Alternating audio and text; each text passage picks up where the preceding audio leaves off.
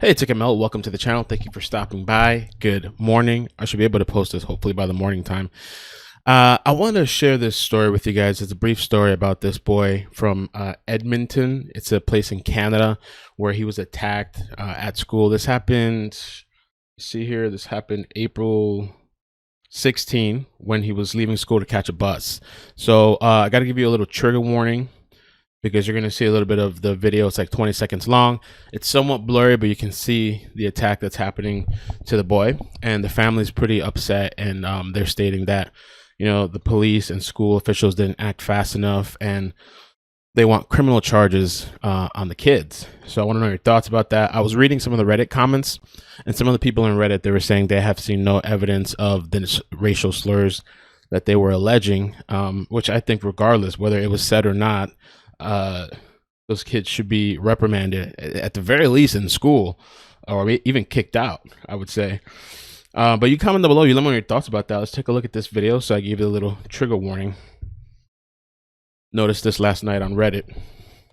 A Black Edmonton family is demanding justice following the release of a video that shows a 14-year-old boy being beaten by a group of students outside his school. The family claims both the school and police are not taking what they're calling a racist attack seriously enough.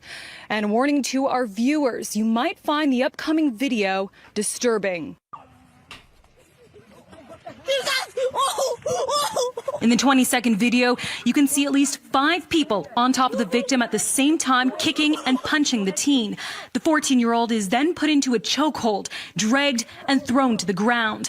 The victim says his attackers also hurled racial slurs. They were calling me the N-word. They were saying monkey. They were making monkey sounds. The attack happened last Friday outside Rosslyn School in the city's north side. I remember like one person wrestling me, trying to get me to stop running so the others could catch up. The victim, Pazo, says the attack left him traumatized. Still had nightmares, and every single time it gets worse. The young student suffered a concussion, memory loss, a blood clot to his chest, Wow. Injuries to his stomach, jaw, and bruising. That's horrible, man.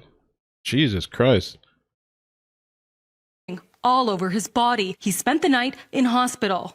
I can't eat well, I can't chew, and I can't swallow. When the food gets down, it really hurts. The school calls the attack unacceptable, deeply disturbing, and is of immense concern to Edmonton public schools, adding the division is bound by privacy legislation and cannot provide information about who may have been involved or any potential related consequences. They did say the attack involved a few of Rosslyn's students.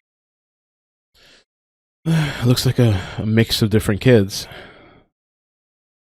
As well as individuals who did not attend the school.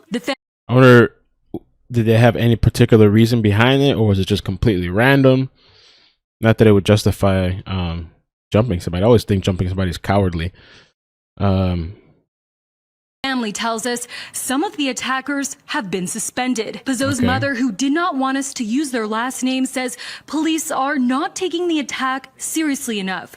She says she was turned away from the police station twice after trying to make a statement. Then on Monday, 3 days after the incident, an officer came by the house. But she claims the officer tried to blame her son for starting the fight. He watching a video. After that, this guy, one police is asking my son, do you ask this guy to fighting them? They were trying to tell me, did you instigate the fight? And I was like, no, why would I instigate the fight? Friday, 1 week after the attack, community members stood in front of the police station demanding justice. Why haven't they taken a statement up to now, 1 week? And that's why, as the leaders, that's why we are here to demand justice, to demand a thorough investigation. In a statement to City News, EPS say when the family went to the police station Monday, they were advised to first go to the nearest medical center to seek assistance with the complainant's injuries, and then call police to have an officer dispatched to their location. When the complaint line was contacted about this incident Monday,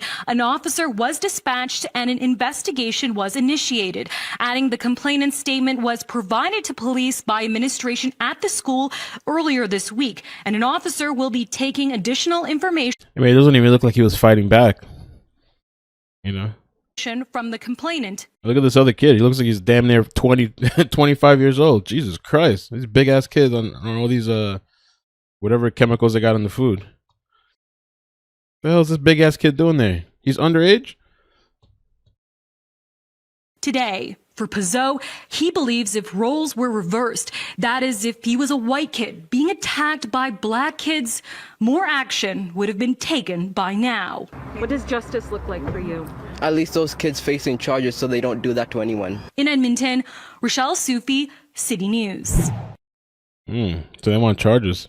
I also found this article that gives a little bit more context. And so there was a previous incident with Pazo. They state that this happened in November 2020 prior to this incident, where he was threatened by a student and the student was expelled from school. Later, his friends tried to retaliate on Pazo. And the neck. My head really hurt and my neck. He suffered a concussion and bruising. The teen knew his attackers and believes it may have been retaliation for a previous incident. A kid first threatened me, right? And then the school expelled him. And then his friends tried to retaliate against me. At least one racial slur was heard in the video, which is why his family and community believe it was a racially motivated attack. It made me afraid to wear my own skin. I think it's more important now than ever to address this, to call for justice. We don't want any performative ally work. We don't want this to be called an altercation. And let me ask you guys this. Okay, let's say this is a story. Some kid was threatening him back in November, and his friends are retaliating against him for what happened back in November. And so they're attacking him. And while they're attacking him, they start saying racial slurs. Does that make it racially motivated? I mean, the racial slurs are racist, but does it make it racially motivated? Because isn't the motivation initially retaliation from the incident in November?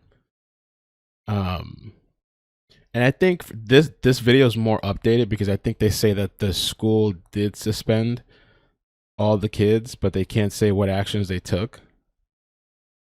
And maybe all the racial names on top, maybe they can. I don't know if they have any kind of hate crime laws over there in Canada. You know, maybe they can pursue something else with it. But the actual motivation, was it racially motivated? Or are these kids just beating them and thinking of all the most offensive words that they can say when they're attacking them? I remember when I know it's different, but I remember when I used to game back in the day, and on console, that's all you would hear is people calling you all kinds of names to try to say the thing that they believe is going to offend you. So, let's see. We want this to be called what it is. This is a jumping of a black boy based on his race. Edmonton Public Schools superintendent issued a statement saying, in part, many community members have taken the time. And that's what I'm saying. I'm wondering, and I'm just asking the question. You guys can comment below.